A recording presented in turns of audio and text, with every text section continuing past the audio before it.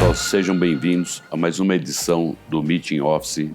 Hoje nós temos aqui um convidado que é o Rafael Cândido da TecView Construtora e estamos iniciando mais uma nova temporada, estamos na 6ª temporada com patrocínio da Cavalete. Rafael, seja bem-vindo, obrigado pelo aceite em participar do nosso programa. Eu que agradeço. Eu vou pedir para você se apresentar para o nosso público e contar um pouco da sua trajetória. Bacana. Seja bem-vindo. Muito obrigado. Agradeço, Guma, Gustavo, Luiz, pela oportunidade. Para mim é uma realização de uma meta pessoal e profissional estar aqui, pertencendo nesse ecossistema, onde as principais empresas de engenharia fazem parte, os principais players da arquitetura, facilities, RH. Então me sinto muito honrado de sentar nesse sofá hoje, para mim é uma satisfação. Bom, sou CEO da consultora TecView, uma empresa daqui de São Paulo, nos sediamos aqui na Berrini. Começamos a empresa em 2018, executando obras residenciais, e um ponto aí que eu cito, né? A construtora começou na sala da minha casa, numa mesa de jantar. Posteriormente a isso, o processo foi evoluindo até a nossa primeira mudança de escritório, que era uma mesinha de cowork na 9 de Julho. A mesinha virou 2, depois virou 3, depois mudamos para um escritório no Butantã, depois Pinheiro, agora estamos na Berrini e vamos mudar de andar. Então é a nossa 5ª mudança aí, refletindo todo esse nosso processo.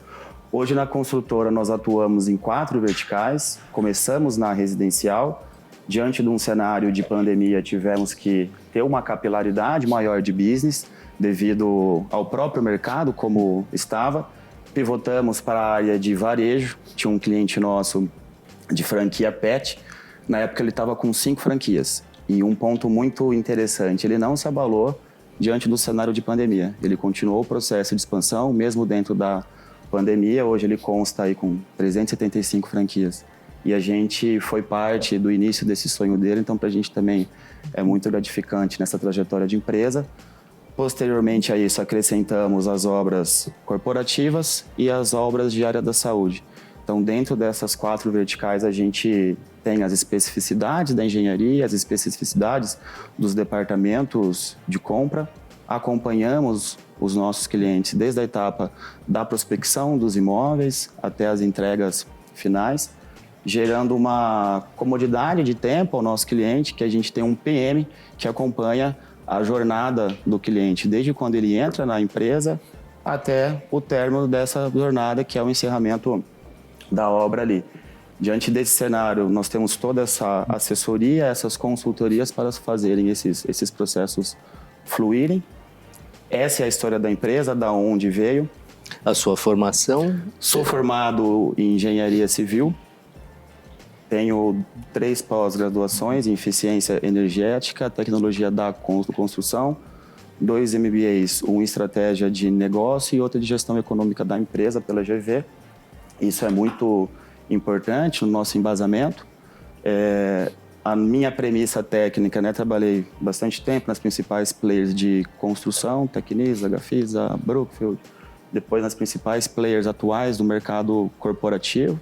Então, me deram muito auxílio e embasamento, né, nas minhas competências técnicas, né? E hoje a gente fala sobre hard skills e soft skills.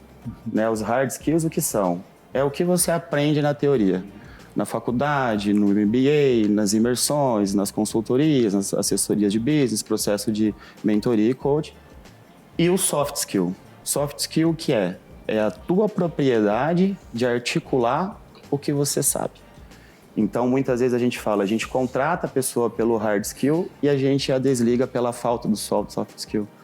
E num princípio aí de percentuais, 20% é o hard skill, 80% são o soft skill, que é a metodologia como você articula tudo isso. Então, essa pluralidade de empresas na qual eu passei desde empresas de pavimentação, fazendo infraestrutura, construindo prédios, viadutos, até um escritório de altíssimo padrão, de uma empresa internacional. Então você consegue cercar o mercado nessa 360 e para mim foi muito importante esse desenvolvimento ao longo da minha carreira para que eu pudesse construir os alicerces da companhia. provavelmente a gente vai falar de um tema pesado, duro, que são as soft skills, né? Apesar desse jogo de palavras, que é uma coisa complicada. Mas eu queria que você falasse um pouquinho das verticais com as quais vocês trabalham. Mais ou menos como é que está dividida essa carteira em termos de corporativo, varejo, de saúde? Qual que é o grande carro-chefe de vocês? E desse carro-chefe, como é que vocês veem o futuro desse segmento? Pois é, vamos lá. Nós iniciamos na parte residencial, fazendo casas de alto padrão. Esse é um cenário que até hoje a gente permanece. Nesse cenário, a gente está em processo de expansão em alguns condomínios de alto padrão no interior. Itu, Salto, Sorocaba. Então, esse nicho é um nicho muito promissor. Haja vista, a gente tem um termômetro na ponta, que é o quê? A quantidade de orçamentos e prospecções que você está tendo dentro desse tema. Então, a gente detectou ali, mais ou menos de junho de 2024, um acréscimo, e esse acréscimo se manteve. Na área corporativa, nós atuamos. Uma análise disso, a gente acredita num cenário muito positivo, mas não é uma sensação, é uma constatação. Haja vista aí a capilaridade, né, e a disponibilidade das lajes. Por mais que esse estoque aumentou, o índice de vacância desceu. O valor por metro quadrado das lajes subiram. Por exemplo, você vê aí no coração corporativo ali da Faria Lima, laje custando mais de R$400 ali o metro. Então, houve esse aumento. E eu acho que nem tem, né, mais disponibilidade, né? O metro quadrado mais caro hoje é no São Paulo, na frente ali do shopping Iguatemi, e você tem hoje fila de espera. Não é apenas você chegar lá, eu quero alugar. Não, quem é você, da onde você veio, como que você opera. Então tá bom, você passou no crivo de análise, agora tem essa fila de espera aqui. E diante desse cenário, houve uma expansão para a Zona Sul.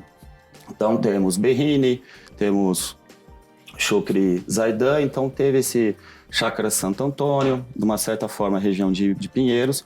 Então detectamos esse deslocamento. Também, né? Itaim também, bastante. Então detectamos esse deslocamento do eixo, detectamos a redução do índice de vacância, o aumento do preço do metro quadrado, isso na área corporativa. Então isso é muito bom. Avaliamos também o ponto do retorno presencial. Então muitas empresas, né? Isso foi uma tendência que começou nos Estados Unidos, muitas empresas lá, eles estão, a pessoa que não quer voltar para o presencial são desligadas. Então essas são algumas premissas, de uma certa forma rigorosa, né? Sem querer julgar conduta, mas uma atitude um pouco extrema. E esse cenário hoje ele é muito presente aqui no Brasil, o retorno do time Você presencial. Sente isso no mercado? Sentimos. E isso leva a um mercado mais dinâmico, um mercado mais tecnólogo. Porque as estruturas que eram de 2020 para 2021, hoje elas têm sofrido esse processo de revitalização. O espaço tem que ser colaborativo, tem que ser interativo. As pessoas também mudaram muito as suas percepções do ambiente. Então, isso também gera demanda por projeto e obra, detectamos muito isso. E na parte da construção civil, por exemplo, 2024 fechou com 23% de crescimento em relação a 2023. Então, todos esses cenários a gente detecta como muito promissor. Área da saúde. A área da saúde é um núcleo em franca expansão. Não somente pelas bandeiras que a gente já conhece, de hospitais em novas sedes. Então, a gente tem tido esse aumento não somente das construções existentes, visando um aumento de demanda, mas pelo próprio processo da modernização das instalações existentes. Isso é uma constatação que nós temos tido. Um outro ponto importante que a gente atua, a área de varejo, a quantidade de franquias, a quantidade de novas lojas. Então, o mercado como um todo está bem aquecido. Embora aí tenhamos alguns fatores econômicos e políticos internos e externos, que a gente sabe que a política interna sem apologia a partidos é delicada, e isso reflete em precificação de bolsa, nível de dólar. Tem um cenário macroeconômico internacional, temos aí a eleição do Trump. Diante desse cenário, algumas políticas econômicas que ele adotou, varia câmbio e, consequentemente, varia preço de material, Por exemplo, nós temos um cliente que é uma multinacional de torres, né? Ela é americana, eles iam agora construir uma nova sede e eles estão aguardando aí mais como é que vai ficar essa política internacional lá do Trump. Mas, diante desse cenário, temos que manter uma postura positiva, né? Eu lembro que eu assisti uma palestra uma vez do grande Abílio Diniz.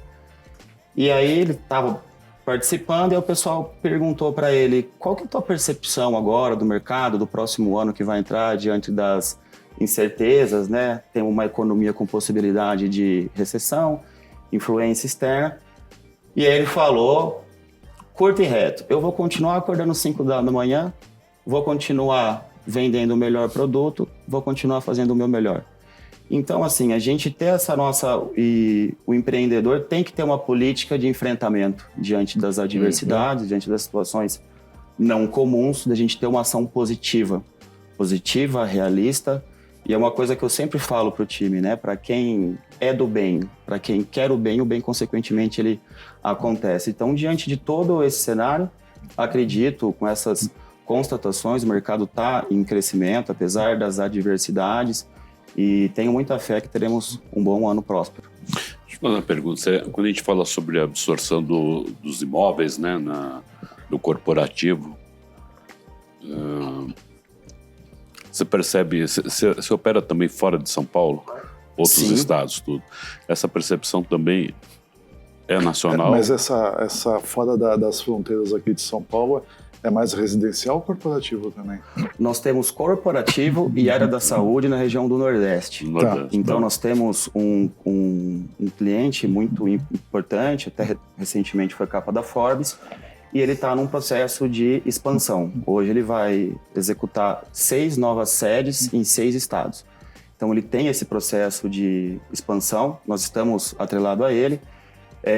Já participamos, também estamos participando de outros bids, não somente de empresas de São Paulo que estão aumentando a sua capilaridade para Nordeste, mas como as próprias empresas locais e a área da saúde, principalmente a área hospitalar. E isso é uma via positiva, porque o Nordeste hoje, nós detectamos, não só o Nordeste, como o Brasil como um todo, mas citando o ponto lá, uma carência ali do desenvolvimento da mão de obra, né? Então, determinados projetos, você precisa de um detalhamento mais específico, um cliente da área da saúde, de repente um centro cirúrgico, você tem uma especificidade de mão de obra mais elaborada. E o que nós detectamos é que determinados clientes de lá optam por fazer obras com construtoras de São Paulo. Por quê? Devido ao expertise, devido à bagagem. E de uma forma ou de outra, em São Paulo concentram-se as principais construtoras, os principais arquitetos. Então, assim, a tecnologia em São Paulo domina, né? O polo de tecnologia de construção e engenharia está aqui. Então, detectamos também que essas novas fronteiras têm optado por empresas paulistanas diante desse cenário. E eles até optam, eles entendem que tem um desembolso um pouco maior. Faz sentido. Mas consegue ter. Então, você consegue comprovar com valor na obra a entrega de qualidade, com pontualidade. Parece até uma loucura, né? Você fala, não, vamos entregar com qualidade e no prazo. Mas, diante das adversidades que a gente está passando, são desafios cada vez maiores que a gente tem que arcar com os compromissos. Então, por exemplo, time de instalações, time de revestimentos, time de divisórias, marcenarias, que são itens com os acabamentos mais específicos e que é o coração da obra, que é o que principal acontece mais ou menos até os 70% do cronograma, a gente leva tudo daqui. Então a gente consegue ter aí o mesmo atendimento, a mesma qualidade e a mesma tecnologia de São Paulo em outras fronteiras, né? E isso é muito bem-vindo, muito bem analisado para os clientes externos. Agora, isso até, acho que tem uma equipe toda engajada e comprometida, deve ter um trabalho, acredito que deva ter um trabalho interno da TechView com isso, com especialistas, que acabam, né, desde o momento da contratação, treinamento. Como é que você formata isso, né? Que a gente... Porque é um time que... Qual que é a engenharia humana? A engenharia humana.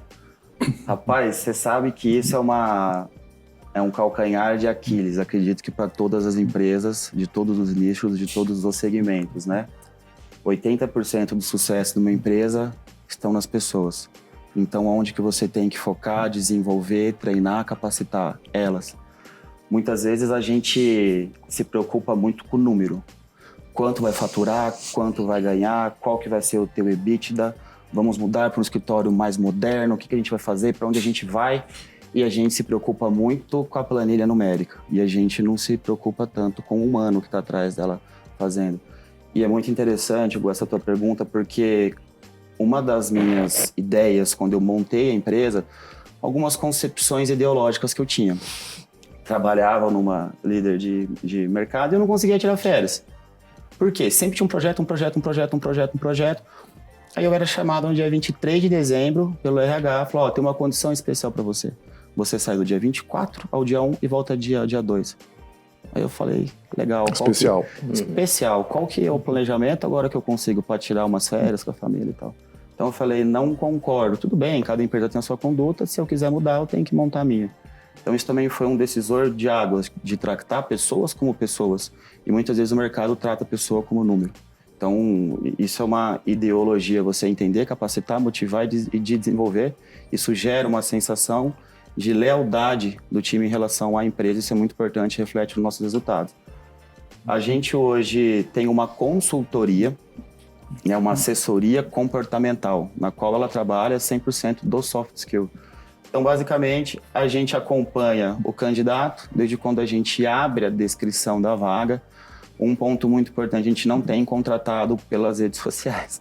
Por quê? A gente recebe lá 300 currículos na semana, você tem uma energia de ativação danada para poder filtrar 50, para entrevistar 30, para contratar 5. Então, detectamos que o turnover de contratação, sem você conhecer a pessoa, sem uma indicação, foi mais alto. Tudo bem, também a gente entende que no mercado aquecido você ter esse candidato ideal vindo do jeito ideal cada vez mais difícil, mas nós temos trabalhado arduamente para isso acontecer. Nós temos essa assessoria e um ponto interessante, esse nosso assessor, quem é? Ele começou uma empresa de fundo de quintal, que ele conta essa história, vendeu por 500 milhões de reais uma indústria plástica. Por quê? O propósito dele era desenvolver empresários, desenvolver pessoas, não desenvolver a empresa. Ele queria formar pessoas. Diante desse cenário, ele se formou em teologia, em psicologia e montou uma consultoria para empresas, empresários, processo de coaching, mentorias. Nós o contratamos, ele já faz parte da empresa, vai fazer 3 anos agora. Então, ele acompanha o candidato, por exemplo, temos uma obra corporativa ou uma obra residencial.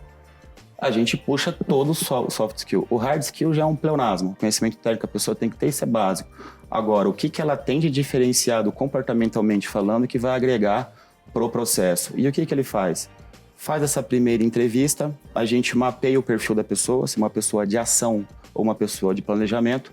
Não adianta colocar, por exemplo, um engenheiro de ação, acostumado com obra de varejo de 30 dias, fazer um residencial de 16 meses, que você tem perfis de execução distintos. Todo esse cuidado no mapeamento do perfil correto para colocar na posição correta, a gente executa. Ou seja, é o primeiro contato do nosso consultor com a pessoa. Já sabe quem que é a pessoa, como ele funciona. Ele é um consultor de RH, isso? De recursos humanos? Sim. De uma certa forma, sim. De uma certa forma, sim. Além de consultor dos nossos processos operacionais da empresa, que ele também tem esse skill, ele nos auxilia. Então, ele já tem o primeiro contato ali da pessoa. Já sabe certinho se ela trabalha bem com pressão, se ela não trabalha, se ela é perfil planejador, se ela é perfil executor. Então, isso cria uma primeira anamnese, uma primeira ficha do colaborador.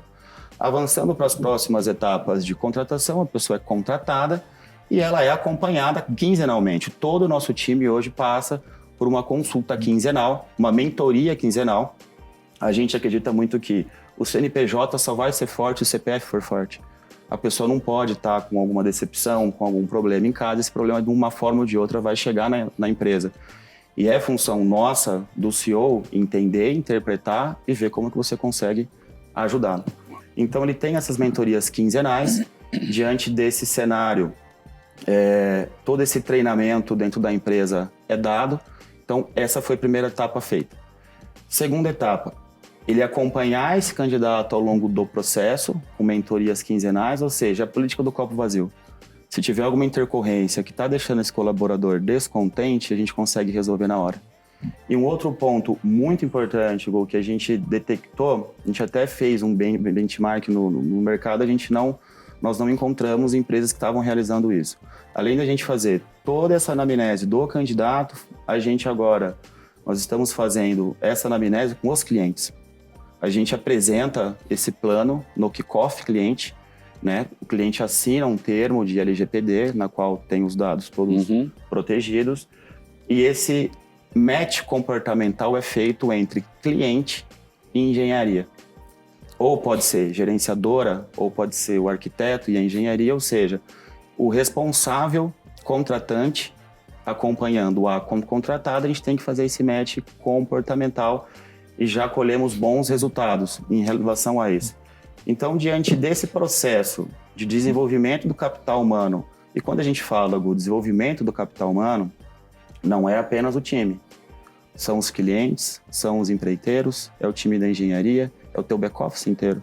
E nós temos feito isso, até vou falar um pouco aqui, sobre a nossa avaliação 360 e como é que a gente implanta. Então, diante desse cenário, a pessoa se sente valorizada, se sente pertencido, o senso de pertencimento da pessoa aumenta e o compromisso dela aumenta e o propósito dela aumenta, entender que ela faz parte de uma engrenagem, que ela é importante ali.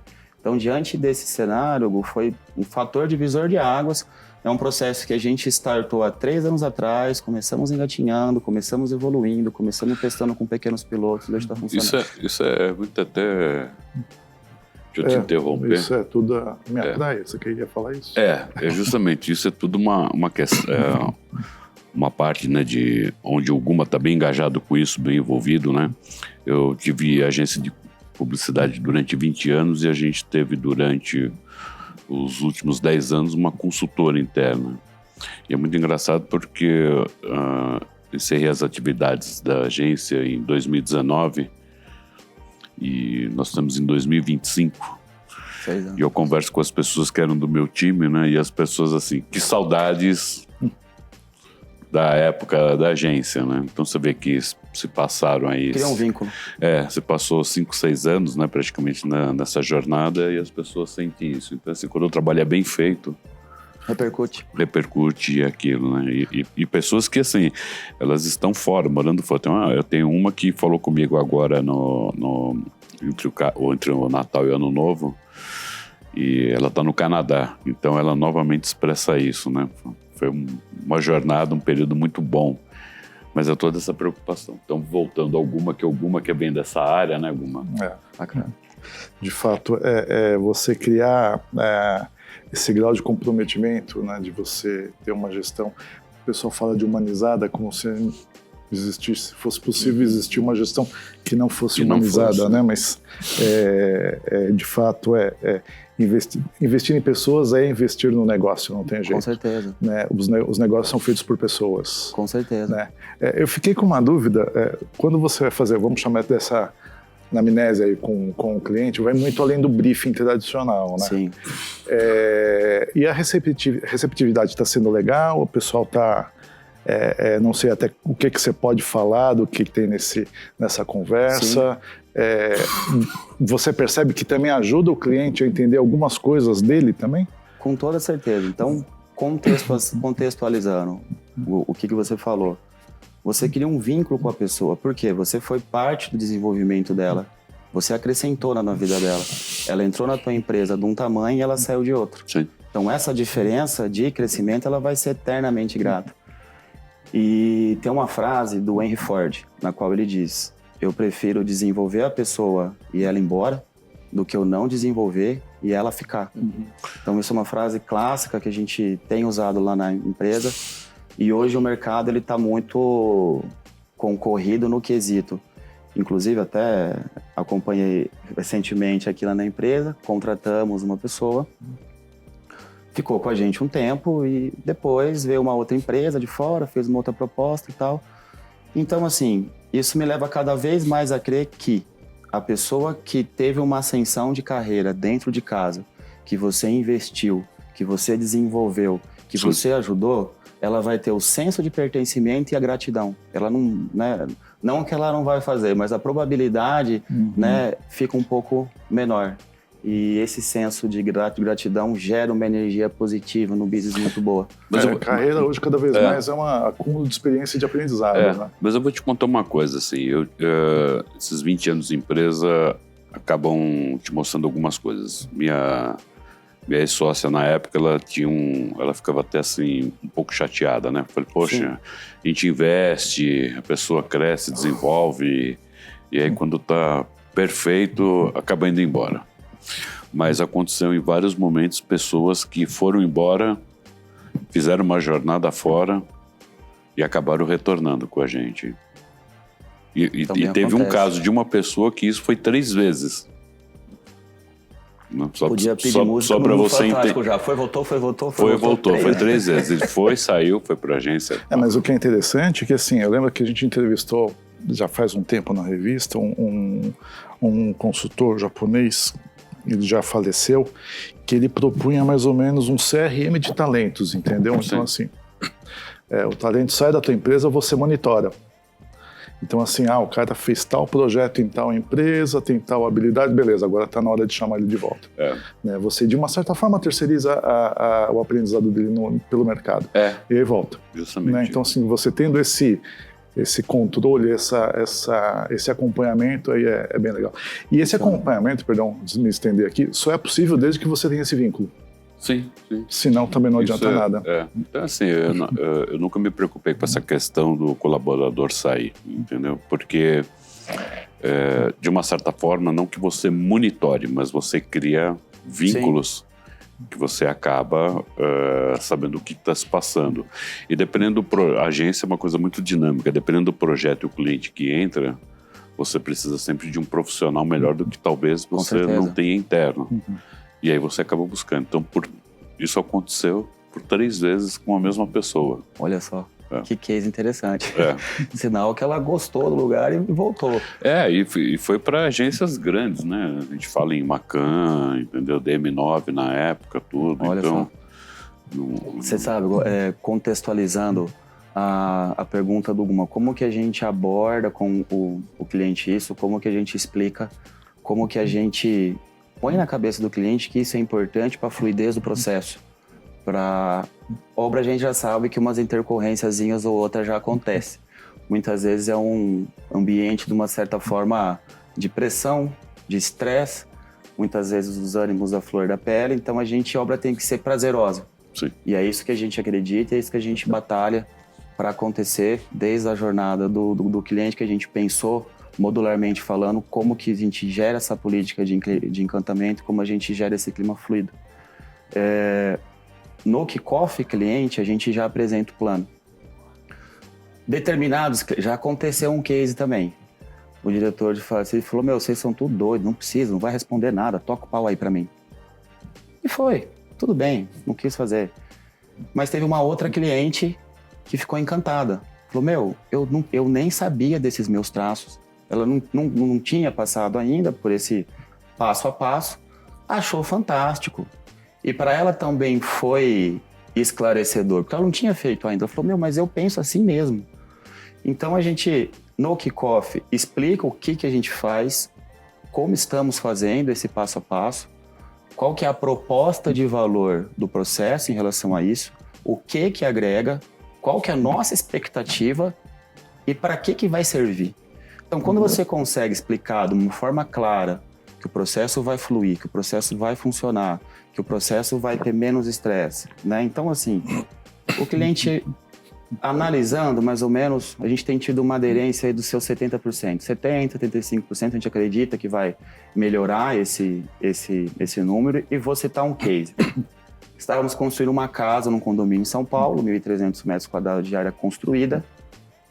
O cliente era diretor de uma asset do mercado financeiro, ou seja, uma pessoa extremamente analítica, que trabalha com 5 telas de computador o dia inteiro, olhando o detalhe do gráfico, olhando o detalhe do relatório, fazendo reporte para fora. E o americano gosta muito disso, né? Como é que tá do modus operandi. Ou seja, o cliente era esse. Tínhamos um engenheiro sênior na obra, engenheiro fantástico. A obra estava no prazo, no custo, com qualidade, tudo redondo. O cliente ia na obra, queria ver o detalhamento do projeto, o plano de ação, como é que era e tal. Só que o engenheiro tinha um perfil mais expansivo, não era tão metódico. Ou seja, e esse engenheiro a gente não fez anamnese na contratação. E nesse cliente, era uma obra já tem alguns meses, a gente não tinha feito esse match com o cliente. O que aconteceu? Tivemos que trocar o engenheiro da obra. Engenheiro. Uma obra daquele tamanho, o engenheiro com toda a informação na cabeça, o engenheiro precisou ser trocado. Em contrapartida, um cliente de uma obra corporativa, entregamos recentemente, o cliente de uma multinacional, fizemos com o diretor de facilities, ele e a equipe, que eram 3 pessoas que estavam acompanhando a obra, foi vital para a obra. E o cliente tinha uma particularidade que ele gostava muito de atenção. Então, não, eu vou reter essa medição, vou fazer tal coisa e tal. Só que eram ações comportamentais que ele tinha de defesa. Só que aí a gente já tinha o traço inteiro, então a gente orientou, fizemos uma sessão com o nosso consultor, com o engenheiro, falou, olha, está acontecendo isso, por conta disso. Então, diante desse cenário, a gente precisa agir assim, que essa é a expectativa dele, o perfil dele é esse. A engenharia na ponta mudou, funcionou, o cliente gostou, e nós vamos gravar um conteúdo na semana que vem com o cliente, explicando, né, a percepção de valor dele do processo. Então, assim, para a gente é muito interessante, temos colhido bons cases em relação a isso. Agora, são 6 anos de empresa, né? Sim. Você vem numa jornada de crescimento relativamente forte, né? Sim. Como é que você enxerga os próximos 5 anos, né? Não vamos falar nem 10, porque... A 10 é uma eternidade, né? Hoje em dia a gente faz planejamento mensal, né? E olhe lá, né? Então, vamos dizer, a um curto e médio prazo, né? Você sabe, a gente tem dois BP. Business Plan curto prazo, Business Plan médio prazo. Né? A gente concluiu o médio prazo agora em janeiro e o BP curto prazo a gente fechou em outubro. Então, nós temos uma consultoria que nós contratamos no final do ano agora para olhar para o nosso organograma, falar, você quer chegar aqui. Então, diante desse teu organograma, a gente precisa pensar junto nisso. Contratamos uma consultora financeira para nos ajudar no forecast médio prazo. Então, o que a gente enxerga? Fizemos uma previsão, né, atrelada ao que a gente já tem de negócio acontecendo, né, dos orçamentos, atrelado na nossa taxa de crescimento dos últimos 2 anos. Não adianta você falar, vou crescer 300%. Último ano os últimos 2 anos você cresceu quanto? 3%. Amigo, é uma meta irreal. Então, para a gente projetar o futuro, a gente tem que olhar alguns índices, né, e alguns demonstrativos do passado. Então, o que a gente fez? A gente projetou esse ano e nós projetamos aí 3 anos à frente, porque é um marco no planejamento que a gente colocou. A gente quer chegar nesse ponto, a gente quer faturar isso. E é muito interessante o nosso planejamento, como de toda empresa, que é o quê?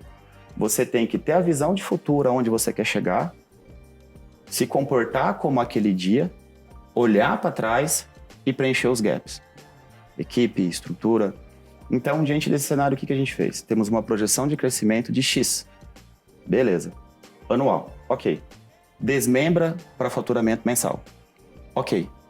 Senta com o teu time comercial, fala qual que é a nossa taxa de conversão de business. X%. Então, se você quiser faturar, mas é o quê? É bruto ou é líquido? Vamos colocar o bruto, porque você já tem o teu percentual de EBITDA por vertical de business. Beleza. Diante desse cenário, quanto que você tem que vender de obra mês para você poder cumprir a meta? E o planejamento estratégico, Gu, você tem que revisar mensalmente. Não é chegar dia 30 de dezembro, você olhar e falar, deixa eu ver se eu cumpri a meta ou não. Acabou ali. Então, o planejamento é revisado mensalmente para você ter velocidade ali de você corrigir a rota. E entender o que não está funcionando. E o que não está funcionando você conseguir resolver, ok. E o que não está funcionando e você precisa resolver e não sabe resolver, quem você tem que contratar para te ajudar. Então, diante desse cenário, projetamos o crescimento embasado com os últimos anos, quebramos as metas financeiras ao mês, sentamos com o time comercial, falou, olha, dá para entregar isso? Do jeito que tá? Dá. Ou do jeito que tá? Não, tem que contratar mais gente. Beleza. E vai um ponto além. Você se preocupa com todas as pessoas. Cara, mas você vai ter estrutura para isso? Hoje o teu escritório adequa, comporta, cabe? Tem que ir para um espaço de 300, 400, 500? Você vai ter o budget para isso, para você fazer a obra? Então, assim, você tem que projetar o crescimento, você tem que projetar a despesa, você tem que olhar o teu DRE ali, a tua linha. Então, isso tudo a gente concluiu. Então, diante desse cenário, nós traçamos uma meta realista, arrojada, mas realista, embasada nos últimos anos e factível. Inclusive, até ontem a gente teve uma reunião com o time comercial de aonde a gente tem que expandir, qual que é a estratégia comercial que a gente vai ter para aumentar a nossa chance de êxito. A gente sabe da concorrência de mercado que está São Paulo, então precisamos ir para novos mercados, precisamos expandir para novas áreas. E, por exemplo, a área hospitalar é uma área nova, que tem uma prospecção e uma projeção de crescimento muito grande. A área da saúde está em franca Quando você fala hospitais, também são laboratórios, clínicas, médicos. Exato. Então, a gente tem que ter uma estratégia, porque a gente querer fazer diferente e continuar fazendo as mesmas coisas, você vai ter os mesmos resultados. Então, se você não inovar, não pensar fora da caixa, não pivotar para segmentos novos, aí fica mais complicado de você bater a meta. Então, isso tudo nós estamos conscientes e desmembrando essas ações estratégicas, táticas e operacionais para poder orquestrar isso tudo funcionar. Pensando na mão de obra desse futuro, você acha que essa nova geração que está vindo para o mercado, ela está com condições, falando em soft skills, para acompanhar essa evolução toda, ou ainda precisa muita bagagem? Você sabe que isso é bem delicado. Além do desenvolvimento humano, a mão de obra é bem delicada. Não que a gente queira falar mal da nova geração, mas... sim, claro. Já fomos capazes. Delicado. Mas olha só, hoje se você ligar para uma empresa de civil, falar para ela, me manda um pedreiro bom, não vai chegar um cara de 20 anos lá, amigo. Vai chegar um senhorzinho e tal. Me manda um gesseiro bom. Vai ser um cara com uma mais idade e tal. Então, assim, o que acontece? A geração mais antiga, que era a geração que colocava a mão na massa na operação mesmo, o time dos empreiteiros ali, nós temos detectado, como o mercado também tem detectado, uma escassez. E nós sofremos, de uma certa forma, concorrência com o mercado predial. Muito prédio construindo. Então, muitos empreiteiros nossos da área corporativa foi fazer prédio. Por quê? O cara, tinha uma obra lá que ele tinha que instalar 300 metros quadrados. Outra ali ele tinha 100. Ele pegava uma torre, tinha mais de 1.000. Então, detectamos esse êxito da mão de obra corporativa de alto padrão para empreendimentos residenciais de alto padrão. O que a gente tem feito diante desse cenário? Uma política de aproximação com os empreiteiros. Dentro da nossa avaliação 360, a gente avalia o empreiteiro, se ele está entregando, para dar um feedback necessário para você ajudar a empresa. E ele avalia a empresa também. Né? Antes da gente apontar o dedo para o empreiteiro, tem 3 dedos que vão voltar pronto. Fala para você. E aí você cobra o empreiteiro, bate, por que não foi, por que não aconteceu? Ele fala, cara, mas teu engenheiro não me mostra projeto. Teu engenheiro não me explica o que é para fazer. Teu engenheiro me liga à noite para eu ir para a obra na outro dia, 6 da manhã. Como que eu me programo? É uma atividade que era para eu fazer em uma semana, eu fiz uma disposição financeira de cobrir um preço para uma semana. Aí você me leva 1 mês para você me liberar à frente, eu com os caras na obra. Então, assim, isso é para você também eliminar, de uma certa forma, o turnover do empreiteiro, por quê? Determinadas obras, um cliente mais específico, uma obra residencial de alto padrão, a gente está entregando uma casa em Alphaville agora, a gente construiu a área externa e a cliente está morando na casa principal. E a gente fez todo o refazimento da pintura da parte interna. O quarto dela ficava aberto. O marido dela tinha coleção de relógio. Tênis importado, coisa e tal.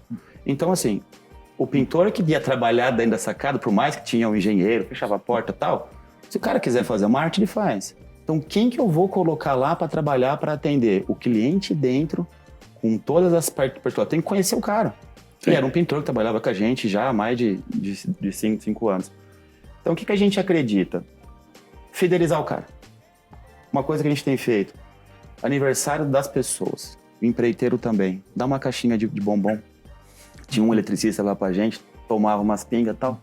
O que a gente deu pra ele? Um uísque. Ficou feliz pra caceta. E o bicho antes reclamava e tudo mais. Parou de reclamar, aumentou a pontualidade na obra. Mudou o cara. Então, assim, a pessoa se sente reconhecida.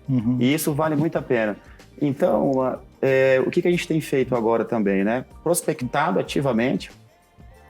A gente desenvolveu ali um checklist que o empreiteiro tem que se enquadrar, uma pesquisa extensa, até no Jus Brasil, para saber se o cara tem processo, né? Serasa e tudo mais, para saber como é que está a situação financeira do cara no mercado.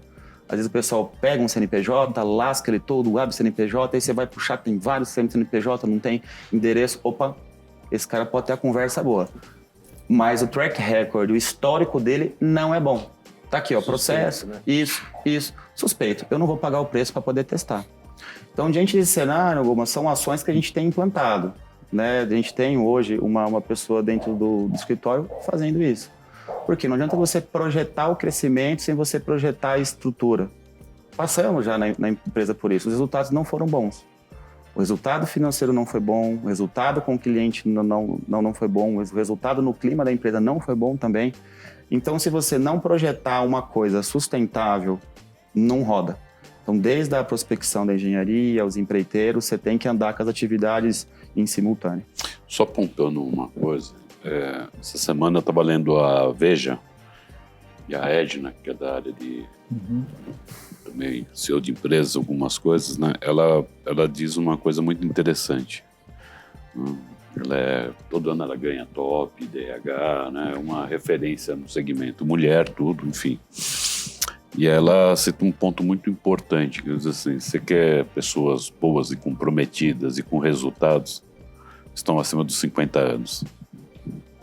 Já ouvi isso aí também. Não é a gente querer falar mal da nova geração, não é isso. Mas mencionando os fatos apenas, concordo. É um fato que a gente vê agora de uma pessoa que... Sim. O que acontece, né? A mão de obra pesada da construção, a gente sabe que é uma rotina bem delicada, né? O pessoal mora um pouco longe da obra, né? Exemplo, eu gosto de estar na obra olhando, né? Não estar na obra operando, na parte operacional, mas e na obra olhando ali o que tem que estar com qualidade, isso é o básico. O que tem que estar no prazo, isso é o básico. O que tem que estar dentro do custo, é o básico. A gente fala muito na gestão 1.0, foco no cliente. O foco no cliente é ultrapassado, isso é um pleonasmo. É o quê? Prazo, custo com qualidade. É obrigação do contratado entregar isso. É o básico. Hoje a gente fala muito do foco do cliente. O que é o foco do cliente? É olhar com o olho dele o que é importante para ele dentro da obra. E aí a gente conversa com os ajudantes, com os empreiteiros e tal. E aí tem pessoas que o cara acorda, bicho, 3h40 da manhã. Pega trem, chega na obra às 8. Aí o cara sai da obra às 5 e pouco da tarde, chega na casa dele 11 horas da noite, o cara dorme 3 horas por dia. Então, assim, é um trabalho exaustivo. E o que a gente tem percebido? Não tem tido essa reposição. Hoje, com a era da tecnologia, do celular, dos marketplaces, de venda online, o pessoal a geração mais nova, eles têm tendenciado para a tecnologia. Né? Eles não vão olhar, vou ter que ir para uma obra hoje, cara, pesado. Não, eu tenho uma possibilidade de montar aqui um Instagram e vender capinha de celular. Mas eu tô te falando isso porque assim, eu moro num prédio e a gente tem 3 obras acontecendo em volta. Exatamente, né? Uma de cada lado e uma na frente, né, Onaga? Estão levantando, são prédios, um é residencial e 2 mistos. Esse que está bem do meu lado, que já está bem avançado, ele já deve estar, acho que perto do 10º andar. Eu moro no 20º, então a gente acompanha... Os 3 começaram iguais, tá? As obras, no mesmo momento, no mesmo mês ali todo. Especificamente esse que está do nosso lado, ele já está no 10º, o outro ainda deve estar, acho que no 3º ou 4º andar e assim por diante. Não sei por qual motivos, enfim, são construtoras todas grandes. Mas uma coisa eu percebo, as pessoas que estão ali, porque eles começam às 7 horas da manhã, de segunda a sábado. Sim. E você não vê jovem envolvido nesse processo. Sim. Pode ser que o jovem entre num outro processo, numa outra jornada, numa outra etapa da obra. Mas o coração daquilo, de levantar tudo aquilo, você percebe que são pessoas Sim. acima de 40, 45 anos. Você Sim. percebe isso. E é esse o cenário, né, Hugo? Porque a possibilidade da pessoa hoje, né, rentabilizar por meio da tecnologia, por meio do celular, por meio do site, é muito grande. Ela monta uma conta ali do marketplace, cria aquilo ali, abre uma conta num banco digital, vê qual que é o site chinês que ela compra, monta um Instagram e um site e toca de casa. Então, assim, essa é a principal concorrência que a gente tem tido nas nossas mãos de obra. A geração mais nova aí não tem... Não quer saber. Não quer saber, não. Eles sabem, né, que o baque é grande, então, né, existe esse pivotamento dos jovens e tendenciarem para a tecnologia e trabalhos mais brandos. Que isso é até uma preocupação, né, Guma? Assim, das Sim, novas gerações, como é que você vai ter mão de obra qualificada, né? A não ser que já chegue ao ponto de ter um Android capaz robô de, ali, né? Tipo Sony do Eu Robô. Né? Você sabe que nos Estados Unidos já está rodando bastante coisa existem impressoras, né? Sim, mas uma especificidade de obra, né? Então a construtora vai, faz a terraplanagem do local e o cara constrói um bairro.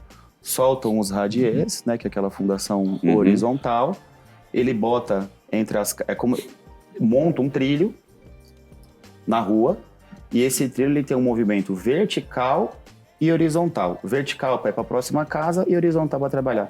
Então ele trabalha simultaneamente 2 casas. E essa impressora nada mais é que uma máquina com uma ponteira que ela injeta o cimento ali. É um cimento com uma densidade mais específica, com um tempo de cura mais específico, ela sobe as paredes ali, já o pessoal da instalação montando, a velocidade de produção é muito mais rápida. Isso ainda está numa fase de evolução naturalmente, né? A gente não vai construir uma casa aqui de alto padrão com todo aquele requinte, a fachada e tal. Então, assim, é um processo que está acontecendo nessa mecanização. Sim. Você opera com steel frame também, não? Não. Não, né? Não. Nós executamos com as casas que nós executamos com estrutura convencional, né? Estrutura de concreto, estrutura metálica, alvenaria. No steel frame nós não operamos ali. E voltando à questão do corporativo, a gente percebe que hoje está tendo uma grande retomada para o ambiente de trabalho, né? Saindo o pessoal... Saindo do home office, né? Sim. Saindo de casa. Saindo Indo para outra casa, será? Indo para outra casa. Uma outra casa. Que pode ser a casa da mãe Joana também, né? Da empresa. Você percebe essa movimentação está cada vez maior, não é? Porque acho que até... Sim. Seguindo um padrão até de algumas coisas, de algumas empresas multinacionais que vêm dos Estados Unidos e Europa, né? A gente passou uma imposição, de uma certa forma, né? A gente passou recentemente com dois clientes agora. Ele tinha o staff, fez uma determinada adequação, ele colocou salas de reunião onde era o staff, porque o staff diminuiu, a demanda por sala de reunião aumentou, ele fez essa primeira reforma. O que ele fez agora? Tirou a sala de reunião, botou o staff e alugou mais meio andar em cima. Porque a estrutura que ele tinha e o modus operandi que ele fez, ele está tendo que desconstruir e pegar um espaço maior.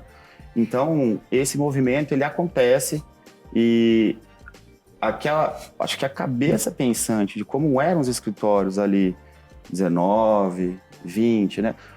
Tudo bem que 21, um pouco de 22, teve um gap. Foi um processo meio negro ali e tal, né? Meio dark.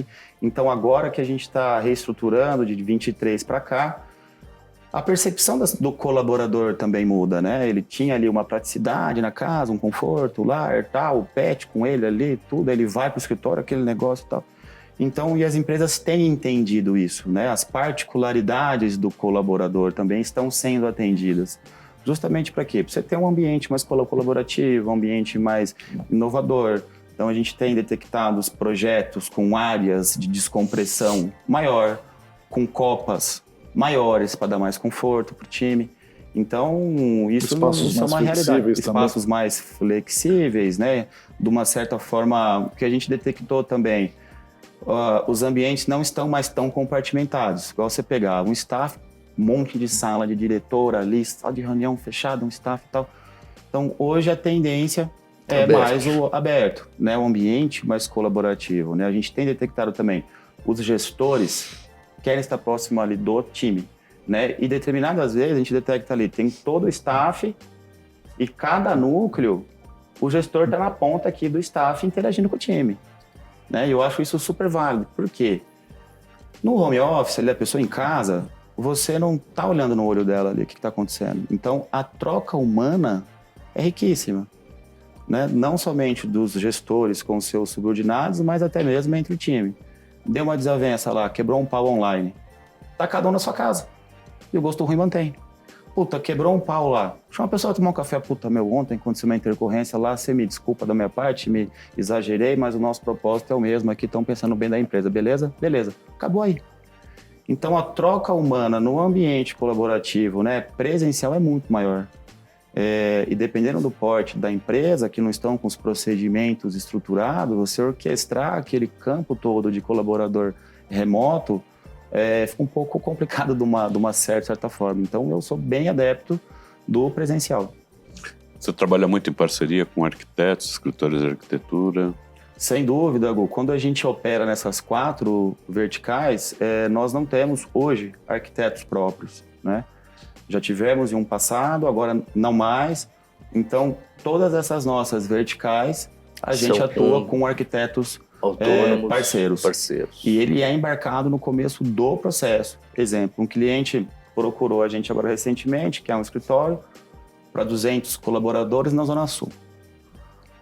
Foi um dos nossos players de real estate, tem que ser próximo do metrô, tem que ser perto do ônibus e tal. Por quê? Para o colaborador poder chegar e sair fácil. Beleza.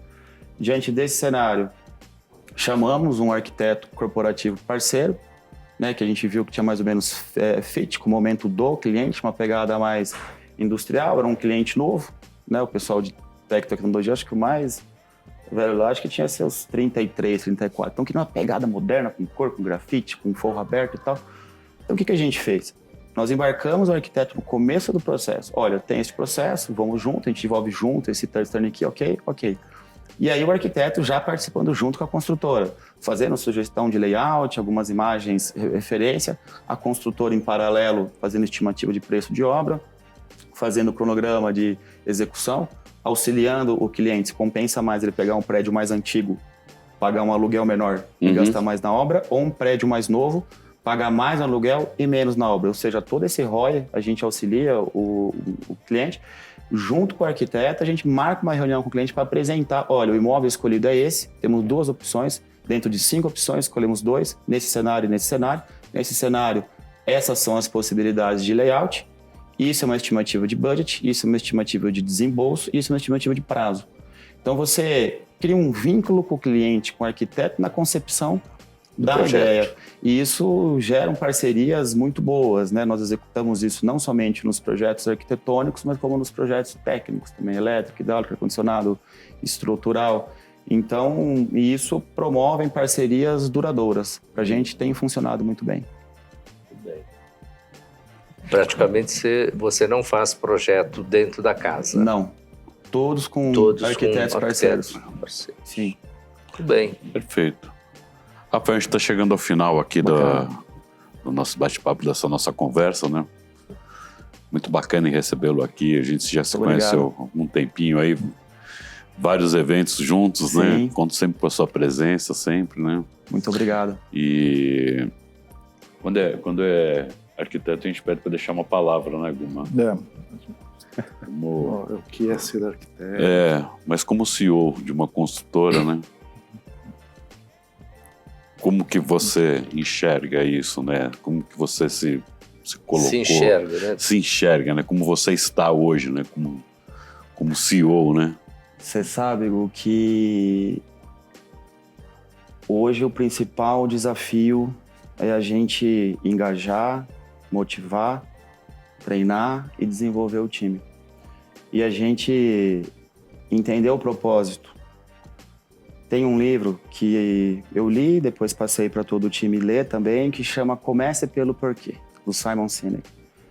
E esse livro diz muito sobre propósito, sobre motivo, o que te leva a fazer o quê. E ele cita uma passagem que é o círculo dourado. Hoje, muitas vezes, como o mercado opera em sua maioria. É o que você vende, depois como você vende e o porquê você vende. E ele diz que o círculo dourado seria a inversão dessa ordem, que é o porquê você vende, como você vende e o que você vende. E o porquê é o propósito de ter. Então, quando você entende a diferença de meta e propósito, o propósito é uma coisa muito maior. Então, digo, a pessoa encontrar a razão dela, do porquê que ela levanta às 5 da manhã todo dia, ela vai para a empresa. Você tem ali todo um desmembramento das famílias, dos seus colaboradores, dos empreiteiros, dos clientes. Então, se botar na linha quantas pessoas dependem de você, da tua empresa, que você alimenta, que você instrui. Então, assim, isso nos motiva. Então, você olhar para a pessoa como uma pessoa. Ela tem esposa, tem filho, tudo mais, passa pelos mesmos problemas que você. Então, seja compreensivo, acredite nelas. O sucesso da empresa vem delas. E uma frase também desse autor, que é um best-seller de gestão empresarial e desenvolvimento de líderes de pessoas, ele diz: o CEO e o líder, ele tem... Não é que ele se permitiu fazer menos, porque ele está nessa posição. A função do CEO e do líder é a obrigação de fazer mais. Então, acho que é essa a mensagem que eu sigo, né? O que a gente está acreditando, o que nos motiva, o que nos leva a lutar, a enfrentar. E uma coisa que eu levo para mim sempre é para quem quer o bem, para quem é o bem e para quem faz o bem inevitavelmente ele acontece. Então, são nessas ideologias que eu acredito, que eu embaso na empresa e que eu acordo todo dia para fazer acontecer. Essas são as minhas crenças, acredito que isso funciona. Perfeito. Pessoal, chegamos aqui mais ao final do programa, hoje com o nosso convidado, o Rafael Cândido, CEO da TechView Engenharia. Esse programa tem o patrocínio da Cavalete. Guma, obrigado pela participação. Onaga, obrigado. Rafael, obrigado. Muito obrigado pela oportunidade. Obrigado, Rafael. Obrigado a todos vocês que nos assistem. E para quem ainda não se inscreveu no nosso canal no YouTube, faça a inscrição e fique por dentro de todas as novidades que vem agora para os próximos programas para 2025. Até a próxima.